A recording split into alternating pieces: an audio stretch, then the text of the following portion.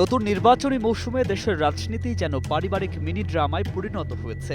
বাবা ছেলে ভাই বোন স্বামী স্ত্রী সবাই একসঙ্গে ভোটের মাঠে। মনে হচ্ছে সংসারের ছোট ছোট প্রতিযোগিতা এবার ভোটের মাঠে স্থান পেয়েছে। যেই জিতুক ট্রফি কিন্তু ঘরেই থাকবে, কিন্তু নির্বাচনের আগে প্রতিদ্বন্দ্বীরা একে অপরকে দেখছে নতুন দৃষ্টিতে। কে কাকে ছাড়িয়ে যেতে পারে তা নিয়ে নিজেদের মধ্যে চলছে নানা রকম হিসাব নিকাশ।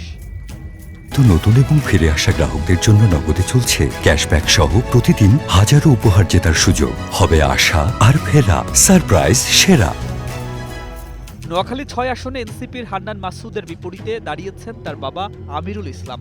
ছেলে বলছেন, বাবা প্রাথমিকভাবে দাবি প্রার্থী, কিন্তু ভোটারদের দৃষ্টি আছে অন্য জায়গায়। বাবা ছেলের এই লড়াই যেন সংসারের ছোট প্রতিযোগিতার এক নতুন রূপ। কে সবার আগে খাওয়া শেষ করবে, বাবা ছেলের এই মধুর প্রতিযোগিতা এবার রূপান্তরিত হয়েছে ভোটের মাঠে। আর সেই লড়াই এবার লড়বেন হান্নান মাসুদ ও তার বাবা।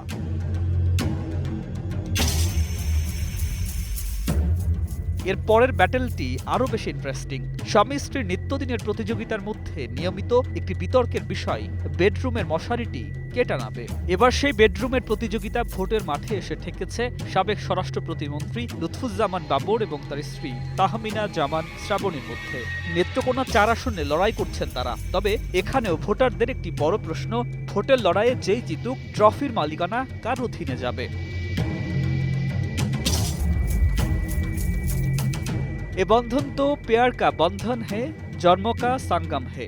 বলিউডের এই কালজয়ী গানটি যেন বাগেরহাটের দুই ভাই, বড় ভাই MAH সেলিম এবং তার ছোট ভাই MA সালামের জন্য আবারও জীবন্ত হয়ে উঠেছে।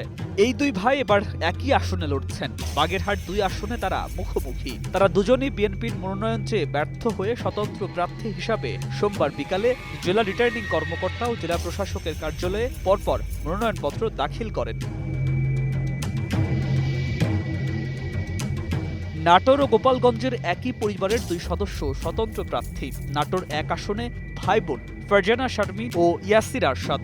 নাটোর 2 আসনে স্বামী স্ত্রী দুলু ও সাবিনা ইয়াসমিন। আর গোপালগঞ্জ 3 আসনে স্বামী স্ত্রী SM জিলানি ও রওশনারা। প্রতিটি পরিবারের সদস্য ভোটের মাঠে সাংসারিক জীবনের প্রতিদ্বন্দ্বিতা এবং রাজনৈতিক দায়বদ্ধতার সংমিশ্রণ দেখাচ্ছেন।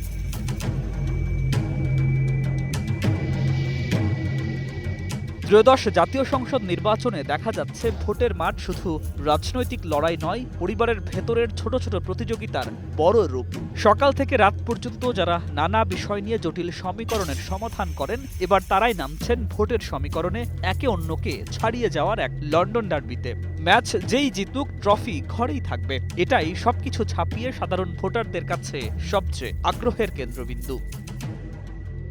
News desk, 21 television.